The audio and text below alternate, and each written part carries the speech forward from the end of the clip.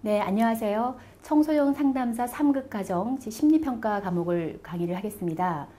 심리평가는 여러분들이 이제 익숙해 있는 분들은 이제 편하게 강의를 들을 수 있으시겠지만, 특히 이렇게 온라인으로 전혀 검사를 접해보지 않은 상태에서 강의를 들을 때는 좀 어려운 점이 있을 거라고 생각이 되는데요.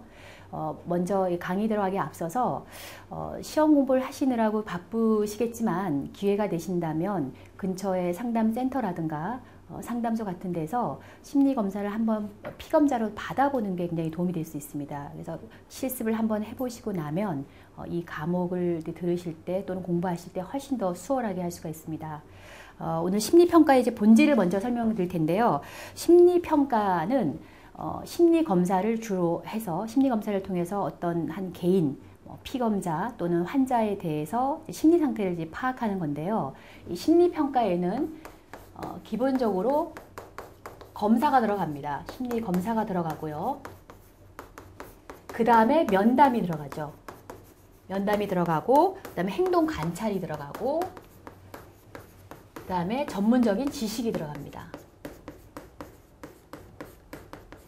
그러니까 이 평가는 종합적으로 하는 거죠. 한 개인에 대해서 평가를 할 때는 기본적으로 많이 알려져 있는, 그러니까 표준화, 타당화 검사가 되어 있는 검사를 사용하고요. 그 다음에 그 환자나 내담자에 대해서 면담을 통해서도 많은 정보를 얻을 수가 있습니다. 보통 이제 심리검사를 처음 접해보시는 분들은 검사만 중요하다고 생각하는 경우가 있는데, 심리검사 못지않게 중요한 게 이 정신과적인 면담 또는 심리상담적인 면담이 필요하고요. 그래서 면담 기술도 충분히 쌓을 수 있어야 됩니다. 검사만 중요한 것이 아니라 면담을 통해서도 그 사람에 대한 많은 정보를 얻을 수 있기 때문에 검사 외에도 면담 지식이 필요하고요. 그 다음에 행동 관찰도 해야 됩니다. 특히 아동 같은 경우에는 검사에서 잘 드러나지 않을 수도 있고, 그리고 면담에서도 말로 잘 표현하지 않을 수 있기 때문에 행동 관찰, 검사하는 동안에 관찰할 수도 있겠고, 또는 따로 어떤 행동 관찰실에서 관찰을 통해서 그 아이나 뭐 성인이면 성인 그런 그 행동에 대해서 평가를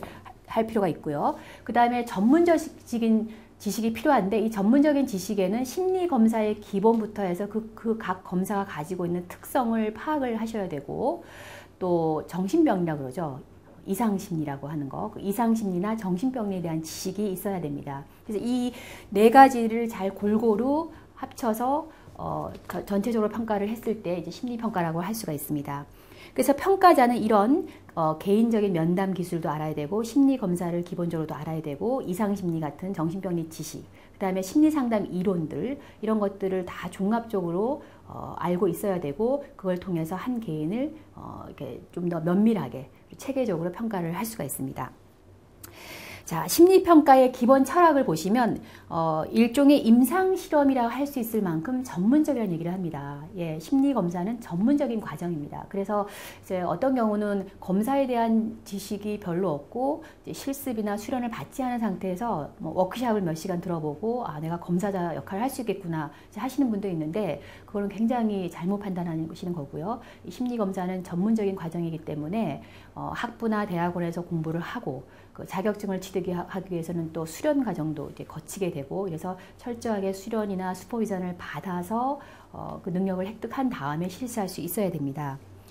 그리고 평가 대상자인 환자나 피검자에 대해서 존엄한 인간임을 자각하고 있어야 된다고 했는데, 검사를 하다 보면은 그 내담자나 환자에 대해서 인간이다라는 느낌보다는 하나의 어떤 기계적으로 파악하는 경우가 있습니다. 특히 초심자들, 심리검사를 처음 접해보는 사람들은 심리검사의 어떤 스킬 부분, 기술 부분에만 너무 급급해서 검사 자료만 중요하게 생각하는 경우가 많은데요. 중요한 것은 그 검사를 받는 내담자나 환자가 존엄성을 가지고 있는 인간임을 자각하고 있어야 된다는 것을 명심을 할 필요가 있고요. 그 다음에 평가 자료에서 나온 결과를 하나의 가설로 간주해라. 과학자가 가설을 검증하듯이 타당한 작업을 거치는 게 필요하다, 이 얘기는 심리검사라는 것은 말 그대로 심리를 검사하는 거기 때문에, 예를 들어서 MRI라든가 뭐 엑스레이를 찍어내듯이, 뇌를 찍어내듯이 어디 뭐 폐사진을 찍어내듯이 찍어내는 것이 아닙니다. 그렇기 때문에 여러 가지 심리검사에서 나온 결과를 토대로 하나의 가설을 검증하는 그런 마음으로 해야 됩니다. 그래서 A라는 검사에서 이렇게 나왔으니까 이 사람은 뭐 이렇다. 이렇게 결론을 도출하기까지는 가설을 검증하는 과학자의 어떤 태도, 객관적인 태도를 가지고 검사를 해야 된다는 거고요. 그 다음에 평가자는 선행 연구와 임상 경험을 토대로 해서 가장 전문적인 견해를 제시하라고 했는데, 그래서 심리평가를 하는 사람은 최신 지식, 전문적인 지식, 그리고 우리가 인간 심리에 대한 이론들이라든가 기법들, 치료 기법들, 치료법들이 계속 바뀌고 있기 때문에 한 번 전문가 또는 상담사가 되었다고 해서 그 과거에 배운 것을 토대로 해서 계속 써먹는 것이 아니라 계속해서 새로운 이론들이 나올 때마다 충분히 공부를 하고 숙지를 해서 전문가로서의 자신의 어떤 그런 지식이라든가 경험들을 계속 업그레이드 시킬 필요가 있습니다. 네, 그 다음에 심리평가의 목적을 보시겠는데요. 첫 번째 보시면 임상적인 진단을 명확하게 하기 위해서다 라는 말이 나오는데요. 임상심리검사는 주로 진단을 내리기 위해서 합니다. 임상심리검사라고 하면은 임상장면이죠. 주로 정신과 병동이 있는 정신과 세팅 또는 대학병원, 전문 정신과 병원 이런 데서 임상심리검사를 한다 그러면 이 사람이 검사해서 보니까 우울증 소견이 있다 또는 정신분열병 소견이 있다 또는 소아 우울증인 것 같다. 이렇게 진단을 제시하기 위한 어떤 인상을 가지고 제시를 할 수 있어야 되고요.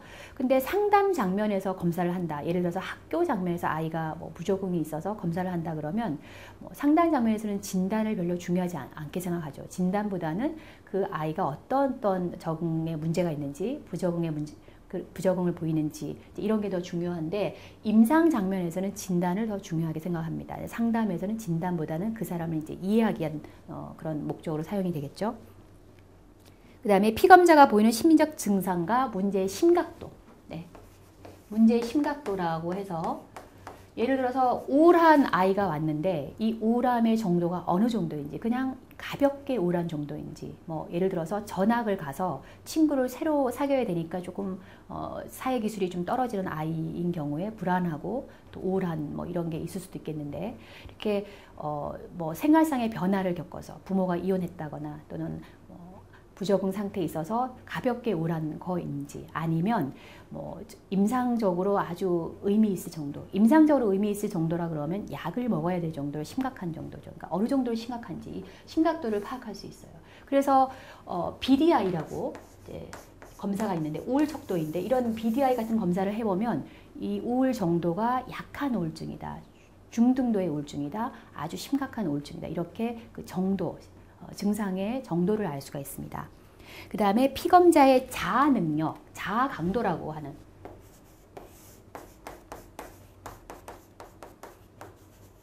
심리학 이론을 공부하신 분은 아시겠지만 자아 강도라 그래서 한 개인이 얼마나 힘이 있는가, 어떤 스트레스가 왔을 때, 좌절이 왔을 때 견딜 수 있는 능력을 자아 강도라고 하는데요. 심리 검사를 통해서 이 자아 강도를 파악할 수 있습니다. 이 사람이 얼마나 스트레스를 잘 견딜 수 있는지 이런 것들을 평가를 할 수가 있고요. 그 다음에 인지 능력이라고 합니다. 네 번째는 인지 능력이라고 해서, 인지라는 거는 아는 거죠. 이 알려면은 주의를 기울여야 되고 주의 집중력이 들어가야 되고, 그 다음에 기억력이 들어가야 되고, 변별력, 사물을 변별하는 능력, 실행 기능 능력 이런 것들이 들어가는데, 이렇게 인지 능력을 평가하게 되고요. 주로 지능이라든가 신경심리 검사를 통해서 이런 인지 기능을 파악하게 됩니다. 그리고 피검자의 지적 기능 수준, 이거는 이제 지능 검사에서 알 수가 있죠. IQ라고 그러죠. IQ 검사를 통해서 이 아이 또는 이 사람의 IQ가 어느 정도인지. IQ라는 거는 적응 능력을 예측해 줄 수가 있습니다. 100% 예측해 줄 수는 없지만 적어도 IQ가 100 정도 되면은 평균 정도의 기능을 할 수 있겠구나. 한 130 정도 된다면 아주 우수한 기능을 할 수가 있겠구나. 예측을 할 수가 있습니다. 그래서 보통 임상 장면에서는 IQ 검사를 많이 하고요. 상담 장면에서는 IQ 검사를 좀 덜 하는 것 같습니다. 근데 아이들 같은 경우, 아동 청소년 같은 경우는 그 아이가 부적응을 보이는 것이 지능의 문제인지, 아니면 또는 지적 능력보다는 정서적인 문제인지, 행동의 문제인지 이런 걸 파악하기 위해서 아동 청소년 경우에는 이 IQ 검사가 더 중요합니다. 자, 피검자의 성격 구조와 특성을 평가합니다. 성격을 알 수가 있다는 거죠.